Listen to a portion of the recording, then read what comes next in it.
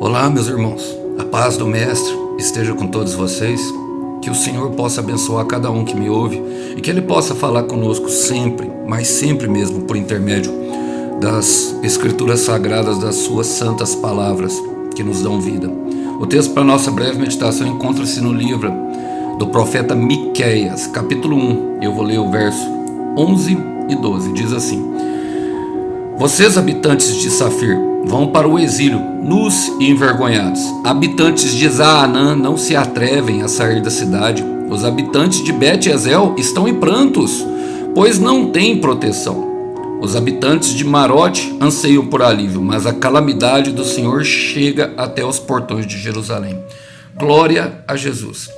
Irmãos, claramente essa é uma palavra de juízo do profeta Miqueias. Sim, o Senhor, nós sabemos, Ele age conosco com misericórdia até os 48 do segundo tempo. E é necessário que nós compreendamos, o trabalhar do Senhor para que nós não nos coloquemos, de frente, batemos de frente com Ele.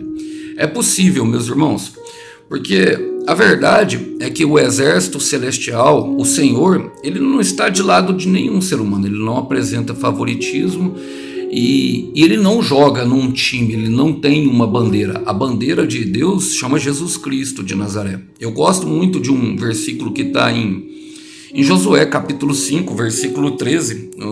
Josué vai enfrentar uma guerra e ele encontra com um anjo do Senhor e ele pergunta para o anjo do Senhor: você é amigo ou inimigo? No versículo 13. Aí no versículo 14 ele fala assim: nenhum nem outro. Eu sou comandante do exército do céu. Ou seja, ele não é amigo nem inimigo. Ele está falando para Josué: é você que tem que jogar do meu lado. E é justamente o que o nome Miqueias, a etimologia, remete a nós. O nome Miqueias tem a etimologia da palavra, significa quem é como o Senhor. E às vezes eu me pergunto, meus irmãos, às vezes eu sempre me coloco nessa questão de saber se eu estou fazendo algo contra o Senhor, que vai contra a vontade dele, porque o próprio Paulo fala em Romanos 8,31, se o Senhor é por nós, quem será contra nós? Agora o problema é quando o Senhor se torna inimigo, e não se engane, ele pode se colocar como nessa palavra. Ele fala: mas a calamidade do Senhor chega até os portões de Jerusalém, justamente contra a cidade de Jerusalém, porque uma coisa é quando ele está do nosso lado, mas e quando ele vem contra nós? Quem pode o parar? Esse agindo Deus, quem o impedirá? E perceba que ele está falando com um grupo de pessoas. Ele está se referindo a lugares, mas são grupos de pessoas. Primeiro ele fala para os habitantes de Safir. Safir, a etimologia da palavra, é justamente pedra preciosa. Ela também dá uma ideia de livro, de algo precioso. É justamente a pedra, Safira, são aquelas pessoas que... E essa Safir é um bairro, é como se fosse um bairro. Eu moro no bairro Brasil, em Uberlândia, como se fosse um bairro da cidade de Jerusalém, Safir.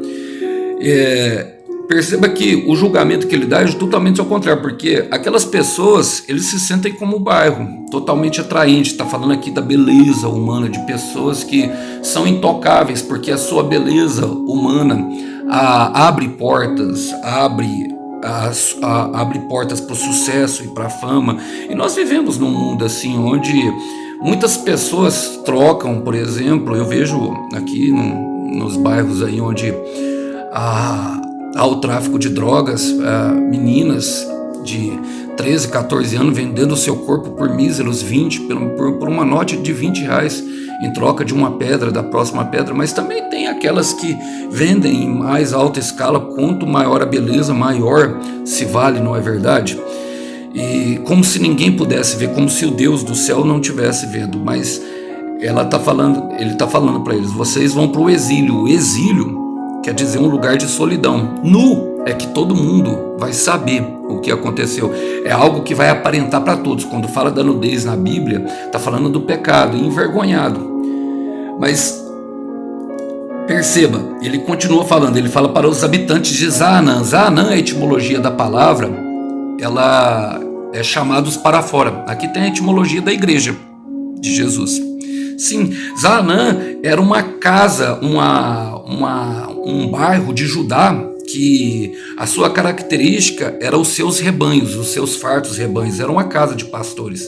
Fala, não se atrevem a sair da cidade. Eles são chamados para fora e não se atrevem a sair da cidade. Em Lucas 15 nós vemos a ideia de pastor para Jesus. É aquele que deixa as 99 e vai atrás de uma que se perdeu. O pai se alegra quando essa que se perdeu voltou. Irmãos, tudo que eu estou falando aqui, até quando Deus traz juízo para as pessoas, a referência é para que Ele dê uma nova chance para as pessoas de entenderem o quanto Ele é bom. É melhor que Deus chegue com juízo do que propriamente Ele passe o juízo para Satanás, não que Ele não entrega alguns na mão de Satanás. Sim, Ele entrega. Ele é Deus, Ele pode fazer o que quiser, mas quando ele faz isso, quando ele traz uma mensagem de advertência para nós, a ideia é justamente com que as pessoas analisem os seus caminhos. E, não se atrevem a sair da cidade porque os habitantes de Bet-Ezel estão em prantos. Esse Bet-Ezel, a etimologia da palavra significa a casa do próximo. Está falando que os pastores não vão atrás daqueles que realmente precisam. Uma ovelha perdida, meu irmão, é porque se perdeu. E se perdeu com as próprias mãos. Não tem uma especificação. Tem uns que falam, é o filho pródigo, saiu de casa. Irmão, o pastor não é o pai. A obrigação do irmão é sempre voltar, sim, para a presença de Deus, mas a obrigação do pastor é sempre ir atrás da ovelha. Alguns foram chamados para o pastorado, e o Paulo fala que coisa boa é desejar o pastorado, mas é difícil, e eu sei que é um caminho ingrato levar o caminho, a verdade e a vida para algumas pessoas que estão querendo se perder no meio do caminho, mas o Senhor fala que o propósito do pastor é chamado para fora.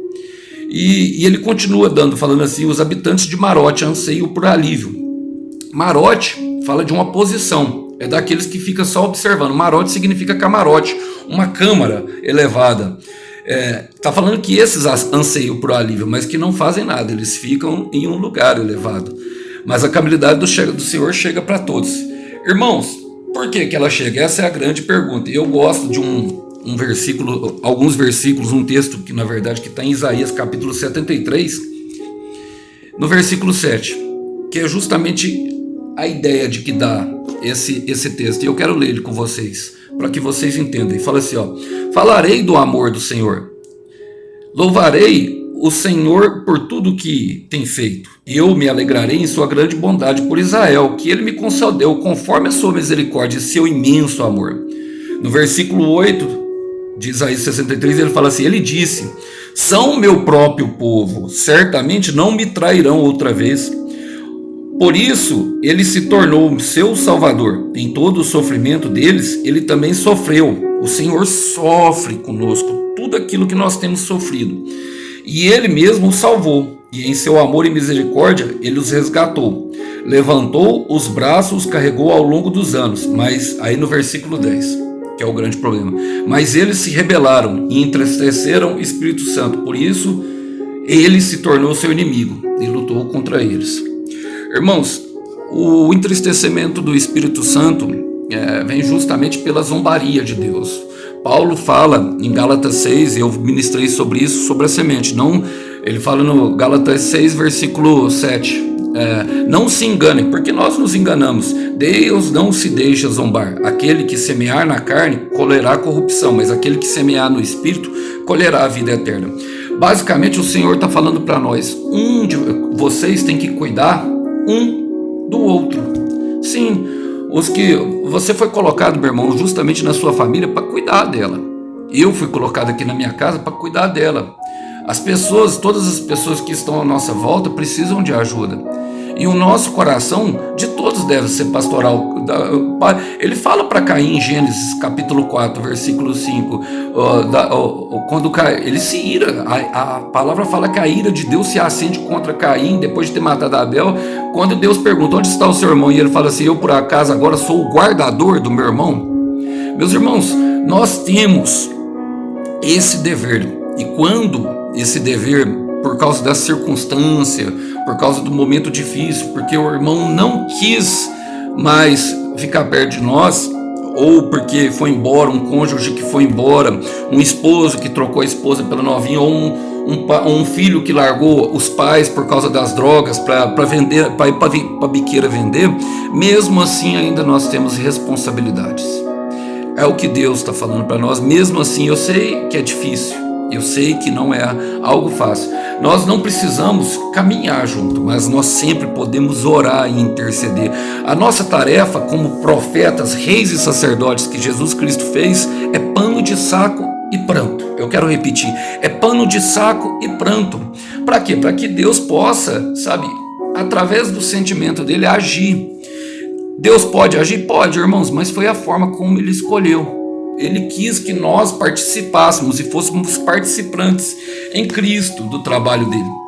Mas eu não acredito numa palavra que não venha salpicada de misericórdia. O Senhor trouxe essa palavra para Miqueias, mas ele termina justamente o capítulo 2 falando assim, dando uma mensagem de esperança e restauração. E ele fala assim, no versículo 12: algum dia, ó Israel, reunirei os que restaram, juntarei vocês novamente como ovelhas no curral, porque aquele povo estava como ovelhas sem pastor. Sim, sua terra voltará a se encher do ruído das multidões. Seu líder abrirá o caminho e os conduzirá para fora do exílio, pelas portas das cidades inimigas, de volta para a sua terra. Seu rei os conduzirá, o próprio Senhor os guiará. Essa palavra, ela só é mais uma direção para o teu coração, meu irmão, para te fortalecer a fazer, mesmo que esteja doendo, mesmo que esteja angustiado.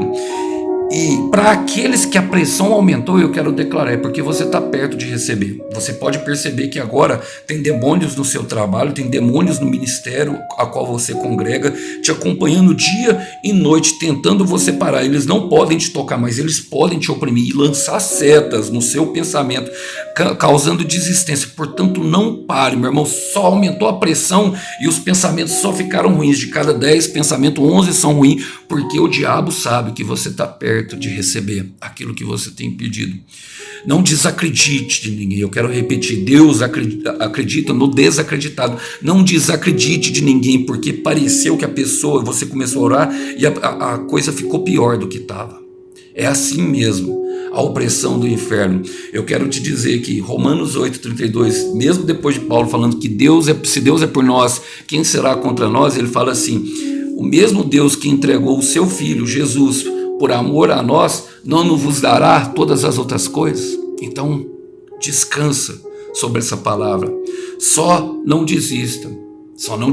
O Senhor tem o lado dele. E o lado dele sempre é para salvação, para pensamentos de paz, para nos dar um futuro a qual nós esperamos. Que os irmãos possam ficar com essa breve palavra, que ela possa produzir efeito em teu coração. É o que eu desejo hoje.